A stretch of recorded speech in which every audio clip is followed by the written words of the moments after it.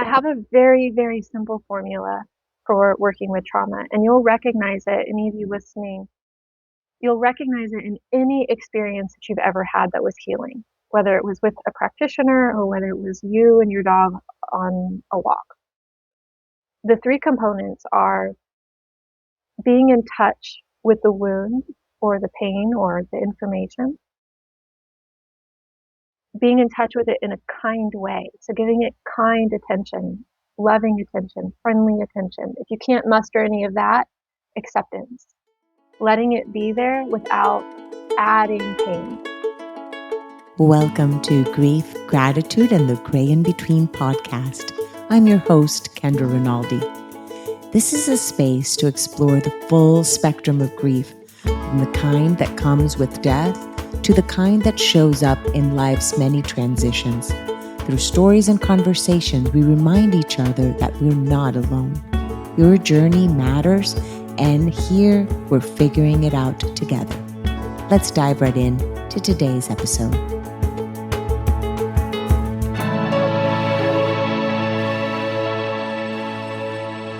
Let's start with a quick disclaimer. This podcast includes personal stories and perspectives on topics like grief, health, and mental wellness.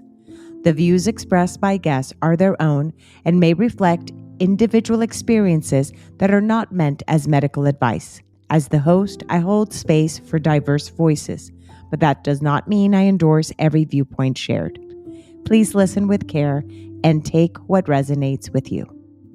Welcome. Today I am chatting with Lillian Eve Moore. She is a trauma specialist, educator, and entrepreneur whose work is rooted in fierce compassion and crystal clear insight.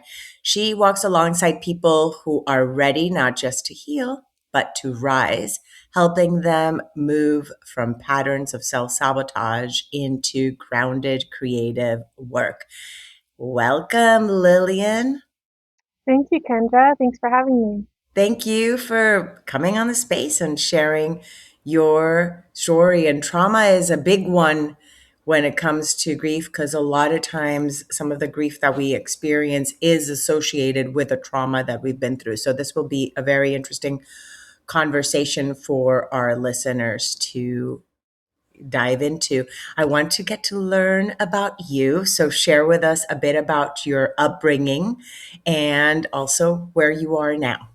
Yeah, well, I had a very dynamic upbringing. I had a lot of, I would say, spiritual resource. I grew up practicing alongside different Native American traditions. My family is Christian, so we read from the Bible. I also had a neighbor that was a Hindu temple, so I had a lot of spiritual resource, and I grew up running around barefoot in Texas. So that was sort of the context, but also my biological mom is schizophrenic, and my stepmom had a life-changing injury when I was 9 years old. So I had a lot of trauma, spent a lot of time in both psychotherapy and psychiatry um, as a very young kid. So those two worlds combined created a kind of ecosystem in me to just love the psyche and also be somewhat dissatisfied with some of the solutions that are mainstream. That are out there. It's interesting because a lot of times, and I think a lot of the guests that I have that now do work that have to do either with trauma or with grief, like in my case, we've had our own experiences, and it's because of these life-changing experiences that then our life really does change, and then we have something then to give forward to others based on our own learning. So in your own life, a lot of that happened. When did your interest for all this like completely like shift and like this is what I'm going to go into learning more? Like was it in your teenage years or already in your college years? No, younger. I mean, I got my first Reiki atonement when I was 9 or 8. And I would rescue animals out of the pool and do Reiki on them. I mean, one of the first books that I really remember as a kid was Reviving Ophelia, which is it's a book written for psychotherapists about teenage girls. So So in the psychotherapy, Reiki, all these two worlds combined, somatic healing. So how Yeah. do you combine these two into your practice? Well, a lot of the older religions are psychological. They, if you study um, Tantra, for example, you study yoga, it's largely about disciplining the mind and allowing emotions to move. So the principles, and the same thing is true in a lot of the Native American practices, where it's it's about a lot of these spiritual practices are really about mental and emotional health and devotion to having a good life, not just to a god, but devotion to life itself. So they're not it's not so much a it wasn't a leap. Yeah, it's not separate. A lot of times we tend to think that it's so different, but a lot of times, really, science and spirituality can be very much intertwined because there is a lot of science within it too, right? Like Yeah. there's something that can be intertwined. Yeah, and I think also when you're thinking about psychotherapeutic practices, there's ideas, and then there's the touch it, taste it, feel it, experience it aspect of the psyche, which we all live inside of. And again, I'm very modality agnostic, and I'm much more interested in what is the experience of being human like. And a lot of these practices, a lot of these spiritual practices, they're based in how do we work directly with the psyche. They're not theoretical. They're very practical. And there's some more modern psychotherapeutic practices that have that as well. But a lot of it is a little bit more it's removed. It's removed from the lived experience of being human. So, share with us some of these practices and some of these tips that can help somebody if by chance they've experienced trauma and grief at the same time. Like if the person that, if somebody died, for example, in a traumatic way. My sister died in a car accident. So, for example, that's a trauma type of grief or sudden, right? So the body is assimilating it a little different because it didn't have any Yeah, preparation. What are some of the practices or yeah. ways that you can help with somebody like that? So first of all, it's helpful to organize because one of the reasons why we experience trauma is because it's too much too fast. So you can think about trauma as information. It's information for life. Like death is a part of life, pain is a part of life. So in order to address something that has happened or that's living in our system in a way that doesn't just re-traumatize us, we want to create organization first. So in talking about grief, I always think about grief as two components at minimum. One is what I call the portal of grief, which is that's a beautiful thing that puts us in contact with the eternal. That's our recognition of impermanence. And a lot of times in the portal of grief, when we experience the transient nature of existence, our heart opens and we get to places of unanswerable questions. We experience expansion. We experience depths of love. And that's not to say it's not painful. In fact, portal of grief can be really, really, really brutally painful, but there's nothing out of harmony with that. And it's kind of an initiation. And I think anybody who's gone through grief and has gotten all the way to the other side of it, a lot of these things that are really annoying to hear when it first happens, like, oh, they'll always be with you, or, that pain is just love. Those things are so horrible to hear, at the funeral. But 5 years later, you know that it's true if you are able to heal. One of the things that I think keeps people from going through the portal of grief is the trauma. So they're really separate things. And the trauma is where we feel like we have undigested information about our relationship with the person, about how they passed. It can be a lot of times people, especially with parents, re experience a lot of their childhood trauma when a parent passes.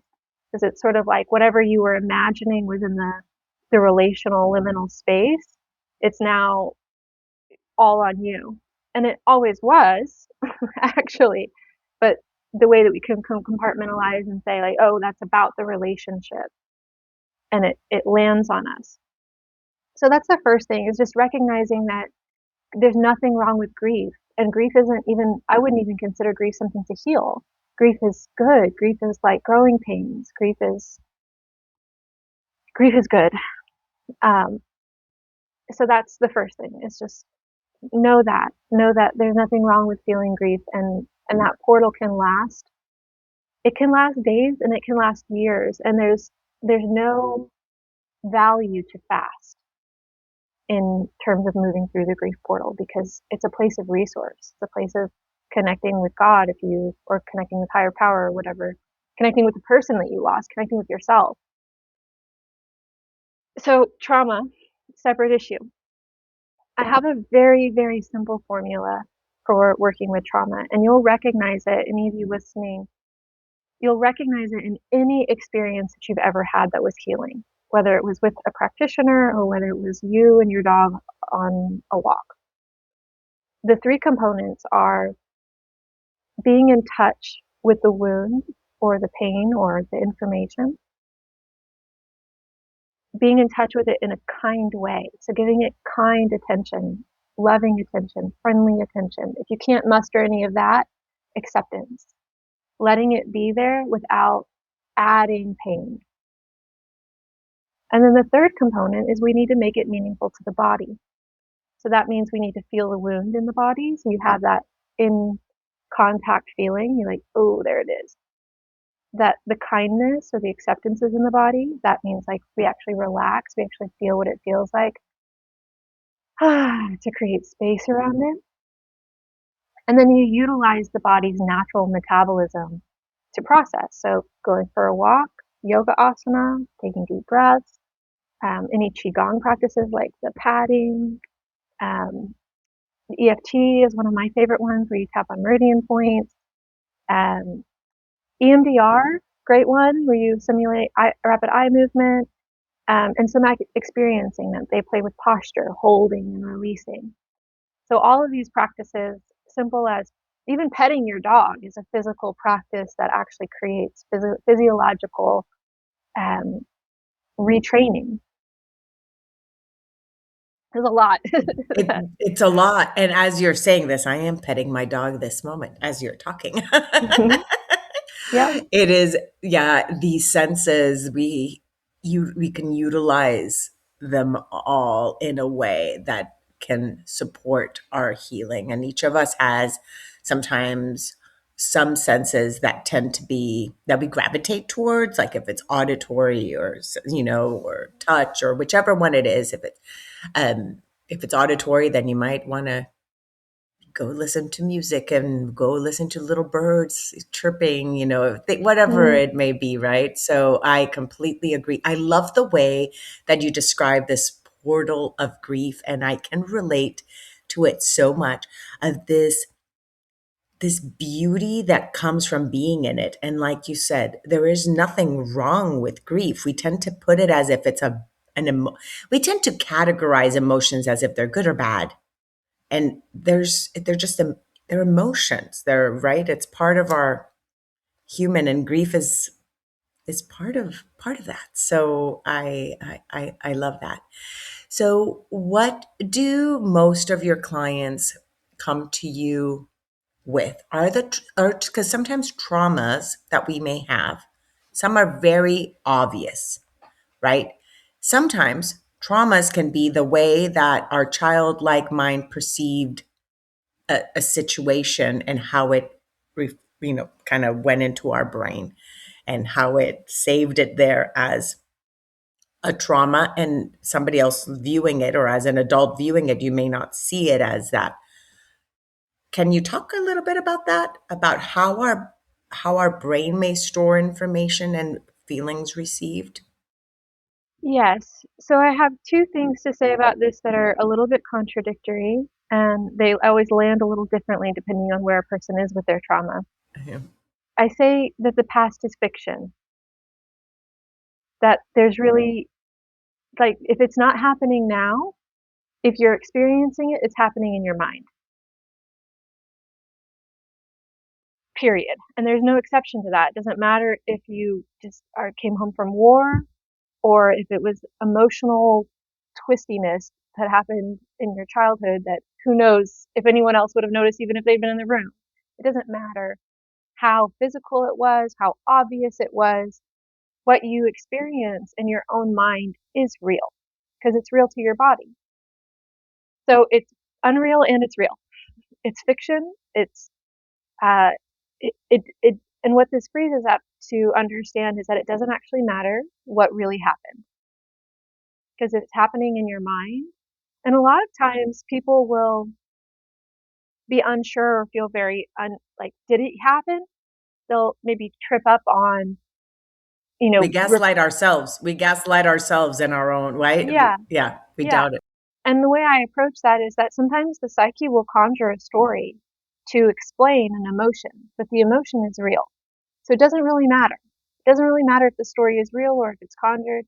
It doesn't matter what happened because your emotional experience is real and you want to deal with it as if it's real, period. Now, that doesn't mean you want to deal with it in your relationships as if it's real, because again, a lot of times, we carry forward these stories that if somebody else was to tell the story, they might tell a really different story. And we want to have respect for people having very different experiences of what happened, especially if we were children and, our imaginations do so much creating when we're little. And I've had so many experiences. I'll tell one story of this idea that I had of my parents getting married. So my stepmom and my dad getting married. In my entire childhood, this story was told about what a brat I was during that day. I was 3.5. And my entire life, I've been told this story. And I always heard that story and felt like, screw you. Like, how dare you? That was what a moment that was for me. And to tell the story in that way. And then I had it in my mind that nobody was caring for my feelings during that time. And it fit into a story I had about my childhood. I was doing this work with myself, and this image flashed in my mind of the photos from the wedding day, and I'm being held by my dad. And I had this realization on his wedding day, there is not a single photo of him without me in his arms. Not a single, right? Right? It's, it's Like I could torment myself with that no, I'm story. like here. I'm like, we're both crying. By the way, people, if you're not seeing us right now because you're just hearing the podcast. Oh, so sweet. So it's like that the themes that I felt about my story with my dad, they're not totally made up. There were things, but where I got it from and what I did with it. So the beauty of this is that a lot of the stories that we tell about our lives can be rewritten, and it's not any more fiction than whatever the horror story that we were telling was. And again, this is one of the more amorphous one, and I do work with people who've been, all kinds of horror stories, really, truly. And I would say that the same things apply. Any story can be rewritten because if it's alive now, it's alive in your body and nowhere else. And what you're saying, I know you said it's like some are really like big traumas, but in our brain, that trauma is still a trauma. Like what you thinking that you were being neglected on that wedding day, which however it was that you were feeling and your emotions not being validated, maybe of this experience of your parents, because this is your stepmom who raised you right, having to, I don't know, whatever it was on that day is just as valid as somebody or a different version of yourself living something else that was even, let's say, more traumatic. But it's like comparing griefs, right? When we Yeah, put it ourselves into this grief comparison, it's like, oh well, uh I don't know, like it's like, oh, it was your dog that died, well mine was my parent. Well, that doesn't matter. Like the lived experience of that person and what it feels to lose, that being in your life is just as valid as somebody else's. The same with trauma. So to put them into categories, even in our own mind, sometimes doesn't give them space to be, Yeah, and validating those, right? In yeah. order to be able to heal them or address them and see them as what they are, right? I will say that it can be helpful to differentiate between different kinds. If there's different struggles that come from different things, like Yeah. emotional, I call it twistiness. It's like Mhm. when you feel like you just kind of got messed with, Mm. that can create a lot of internal insecurity and confusion, and where you don't trust your own thoughts. And especially when it happens when you're really young, when it's physical, it can be really stored in the body, so it can be hard to access psychologically, and yet you have more physical Responses. conditions, yeah, physical responses. So it's not that your individual experience and the nuance of it's all the same. It's not, but it's not, the orders of magnitude don't matter as much as really meeting and understanding what is happening in your body present day. That's really the whole point. So we investigate the past to better understand what's happening Present. present day. Yes. Otherwise, the past doesn't really matter so much. And like I said, it can be rewritten. Yes. I love that. Hi, I just wanted to take a quick pause and ask that if this episode is speaking to you, I'd love for you to subscribe to my newsletter. Just go to my website, Grief, Gratitude, and the Gray in Between, and you will be receiving some of my newsletters I send every probably couple of weeks.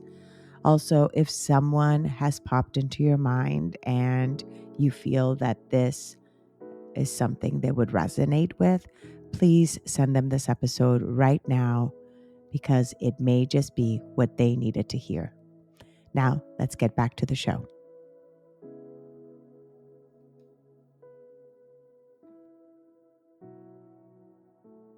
Now you're talking about present. Now let's talk about future.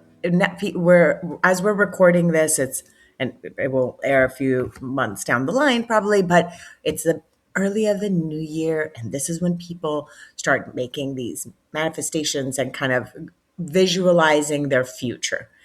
Now, how does something with trauma, like how does that, like, does manifesting have weight with somebody that is still navigating something I within their love this lives? question. I love this question so much because I feel like people who've experienced trauma are so left out of the manifestation conversation. I feel like whenever I listen to like law of attraction stuff with Abraham Hicks, for example, and a lot of times it's channeled work, and I'm like, yeah, get a nervous system and say that to me.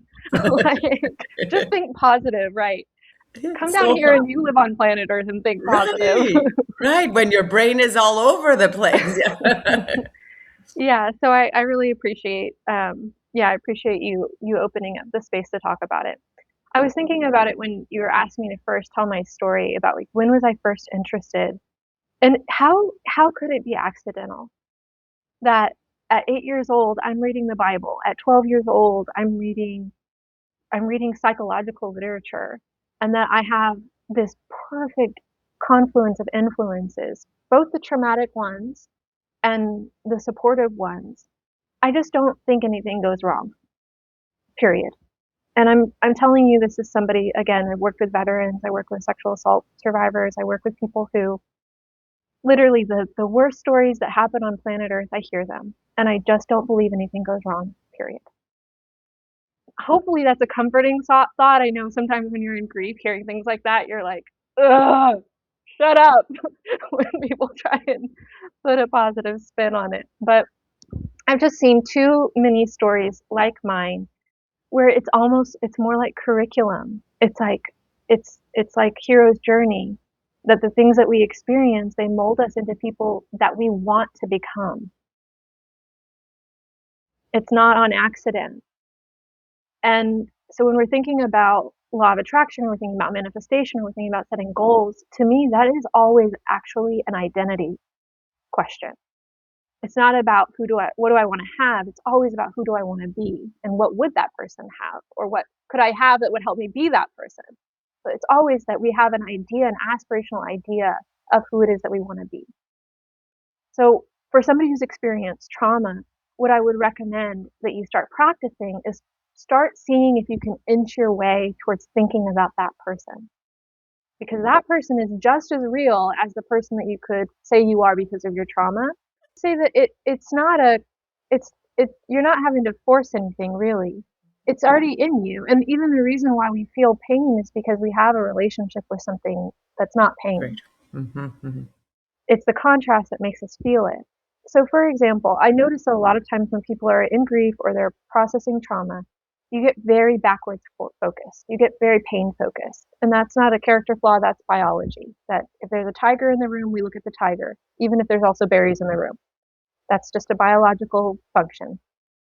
So, if we can have a victory of human spirit over our instincts and start to tear our eyes away from the tiger and start looking for berries, we do multiple things. We actually change our orientation so that we start being observant of what's good, which will help us to feel better, which will help us see what's good and then act on what's good, be more opportunity aware, and things start improving really rapidly from that. Also, having good hormones in your system will help you heal. So if you can look at a berry, it actually will help you deal with the tiger and vice versa. So in the story with that I was talking about with my dad, healing my relationship with my dad. At that time, I was sleeping in a tent next to my best friend in the entire universe, and I was on a 2 week rock climbing trip. I was in the epitome of berries. Like life was very, very, very good in that moment. So I had a lot of support to move through that, to heal that. So that context supported me. And then that shift, when the shift happened, I became aware of a different reality. And from that reality, I could actually be something different. Who am I if I have always had a dad who loved me, which I did, who always prioritized me, which I did? Who am I? What kind of resources do I have? Versus being a person who is always overcoming not having that. So there's two components. It's like one, what good can you give yourself now? What good could you be willing to pay attention to? Good in yourself, good in God, good in the earth, good in your community, good in the flowers in the field, whatever you can get. I like the color of my paint on my walls. Anything you can get. Is this the And treasure hunting framework? Is this the treasure hunting framework yes, that you'd work on? You're yes. Although finding these treasures. I actually consider Okay. the pain the treasure, not just the good Okay. things. It's all Okay. treasure. Okay. And then you fill yourself up with that, and then you meet your pain with that. So when we're talking about meeting the pain with kindness, so that's the first piece, is that we need to conjure goodness in order to meet the pain. So we have medicine to offer the pain. Then when the pain subsides, when we find a moment of relief, recognize it and run with it. Don't just go look for the next one. There's Mm. other memories I have with my dad. There's other memories I have with my stepmom, for sure. But if I don't give myself a moment to actually re-receive the relief that I feel, then I don't have a possibility of creating something new with it. So I can do a lot with this identity of having been important, been invested in, been cherished, been paid attention to. I can fill myself up with that, and that will support the identity of the person who I want to be, who has the things that I want to have, who's experiencing the life that I want to experience. It's That so, land? yes, yes, there's evidence because the moment you find also evidence of that in your brain, then you're telling your brain, look, you are like you're just finding that little file cabinet in your brain to then pull it out and say, hey, listen, you've been doing this file cabinet for way too long. We're going to go into this file. I like to visualize that. We're going to go Yes. into this file cabinet because listen, you've done it. You've been this. That kind of experience. I think of that with even with resilience of the human spirit in general. Like we sometimes think we have not gone through something horrible and come to through right to the other side for air. Yet if we look back in our timeline, we have. It just doesn't look exactly the same, but we have. And the moment we find that, we can show our brain basically like, listen, yeah, we can do it. We can do hard things. And that gives us that kind of puts the roller coaster, like the little cup back in that little roller coaster of the brain. I'm not a scientist. I do not know. I'm a No, I theater like it. major, so all my things are more like, let me see the visuals of how this could work in my Yeah, in my brain. Does that apply? Now tell it to yeah, us scientifically, since I just said it like in a little roller coaster ride of yeah, what happens in our brain. yes. So what you're doing in all of these, in all everything that we're describing is about retraining the brain. And it's helpful to understand that all you're dealing with is patterns and habits. That we're basically held together by a pattern, by a habit. Our the vibrating of our cells that keeps us, the vibrating of our atoms that keeps us in physical form, the thought patterns, it's all about habits, all about thinking the same thing over and over again. And then we just poof into vapor, into nothingness. So we can change habits. And one of the principal habits that we're changing is when we look at something that has made us feel terrible and we look at it with joy. Even if it feels terrible, we look at the feeling terrible with joy. We start to change our brain chemistry. We start to change the neural pathways. We start to change our physiology around something. You see something and it makes you, and your blood starts boiling and your face is flush and you can't think anymore. And then in that moment, if you can bring in kind of a meta version of yourself that looks at that and says, that's okay. It's okay that you feel that way. That becomes dominant. And then that will become, eventually, that will become the way that you respond to the thing that triggered you before.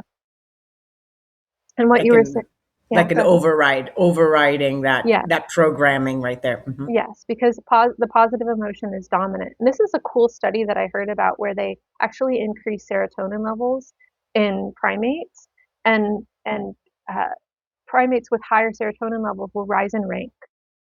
So this is something that's helpful to understand if you're in a leadership position, if you're if you have a leadership position with your own kids or in your own household, that if you are more emotionally stable, you actually have more power. And this happens internally in our internal relationship as well. So it's a part of yourself that has more emotional capacity, the one that is more emotionally generous, the one that is kinder, that kind inner voice has more that kind inner voice has more power than anything else, than any demeaning voice and any terrible story you have about yourself. And it's so nice to think of that the kind, loving, mothering, parenting kind of version of our own voice is the one that can take the wheel, because we often just free, Yeah. just allow it to just kind of just go wild, and to think of it in that nurturing, loving way, it just changes everything within Yeah, us. we do sometimes have like the 4-year-old running the show inside of Yeah, our yeah, heads. yeah. I've heard like the monkey brain, like that when you have like a drunken monkey in your Yeah. that drunken monkey being the one that's running the show Yeah. in your brain. Yeah. You said something that was really, really smart word. You used the word evidence. This is a great word because we can find evidence for absolutely anything, and it relates to this brain training that we're talking about, and it relates to gratitude, and it relates to grief. So if I use the anecdote about my dad, and I think about the things that I was able to access, if I looked for those same things before I had that healing event, it would be really hard for me to find the evidence of that in my life because I have an underlying foundational story that I'm coming from a deficit. But if I've changed that story, so I've healed the underlying trauma, now I can actually look for evidence of this in my life in the present day. And it's evidence that I can have what I want. So if we're thinking about manifestation, and anybody who's listening who's studied this at all, a lot of what manifestation is really about, it's about getting in agreement with yourself, getting your mind and your emotions in agreement. So everybody's pointing in the same direction. You want what you want, you believe you can have it, and you feel good when you think about it. So this kind of a healing event provides evidence and support for that, both from a belief perspective, because I've had it before, I can have it again, And also from an emotional perspective of like that feeling of safety, that feeling of being loved. And when we're thinking about manifesting, especially, a lot of times it has to do with feeling loved by the universe, feeling loved by God, feeling like we're worthy at a very foundational level. That kind of stuff tends to come from our first relationships. It has to do oftentimes with what we learned from our parents about our worthiness and our own goodness. So you can use a healing event like that to practice and cultivate those feelings inside of yourself and look for evidence of it in your present moment life. I love that. Yeah, you have to kind of like back to even with the treasure hunting. It's like also just like, what are you like? What are your glasses in that moment look like in order to be able to see that? What kind of lens are you viewing it through? And the moment you change the lens, then you're really able to really see it as that. So the addressing the actual trauma in order to be able to view it in a Yeah. different way. Yeah. And you can do it both ways. You can do it healing first and then Mhm. mindset, or you can do it mindset first and then healing. I love that. Yeah, because it's a lot of times. Have you ever seen the power pose, the whole thing of like that? The Yeah. moment you change the power pose, yeah, Yeah. you can physically do something that changes your inside, and the same thing goes here. You just choose which route Yep. and you'll still be able to get to the same result. So I want to hear more about how people can work with you and the things you offer, whether it's online, whether it's workshops, whether it's one-on-one. Share with the audience what you offer to us, please. Yeah. So I have a lot of digital programs that include sessions, recorded sessions with me.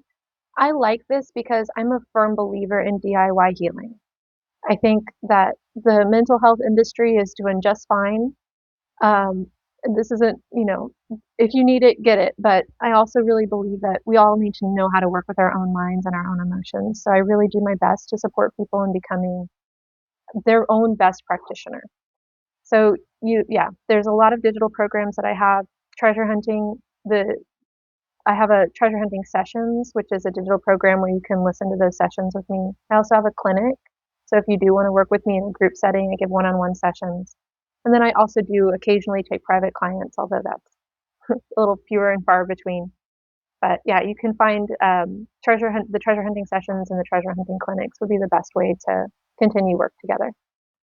As you said that of the far, that one-on-one clients, it's like another question came up to me for you as you're doing this, and as somebody that has been through trauma. When you're guiding somebody, how do you protect your own field, your own energy Yeah, field in that process, because you are co- constantly even revisiting even maybe your own. So doing one-on-one, because when you have workshops and things like that, that you're not having to listen to somebody else and the input of that information, yeah. right? So how do you do that? How do you protect your own? I don't. I just let it pierce my heart. I just let it all the way in. Because how dare I? How dare I sit there across from somebody and tell them that they can heal while I hold myself away from what they're feeling? The protection that I have is my own strength of my nervous system, and that's been cultivated through healing my own trauma. As practitioners, we struggle with this when somebody else's thing hits our thing and it's unresolved. Then we feel a pain that needs to be addressed. When we're feeling pain on behalf of another person, it's like the grief portal. It's thank you God for letting me be in contact with this person. Thank you for letting me understand their world. Thank you for letting me in. That is so beautiful because you're just being part of it, witnessing, right? That and being just human. And I love what you said, that the fact that when it touches that point, it's also information you are receiving. So as a practitioner, then in that moment, you're receiving information that there's still part of you that still needs some attention if it hits you in a way that it's information that, yeah, I love. Thank you so much, Lillian, for sharing that. Yeah, thanks for asking. Lillian, as I am closing out, and I'll make sure to add, of course, people, if you're wanting to reach out, your websites in the show notes. If you want to just say it out loud too, in case somebody doesn't want to scroll down. What's your website so that people can reach you? Yeah, LillianEveMoore.com. First, middle, and last name all together and .com. Perfect. Now, I like to always ask this to of my guests is there anything I have not asked you that you want to make sure that you share with the audience? I would love for you to ask me if there's anything that cannot be healed. And tell us, is there? No, there's nothing that cannot be healed. Hello. That's also why I don't have to protect myself. Beautiful. Thank you. Thank you, Lillian.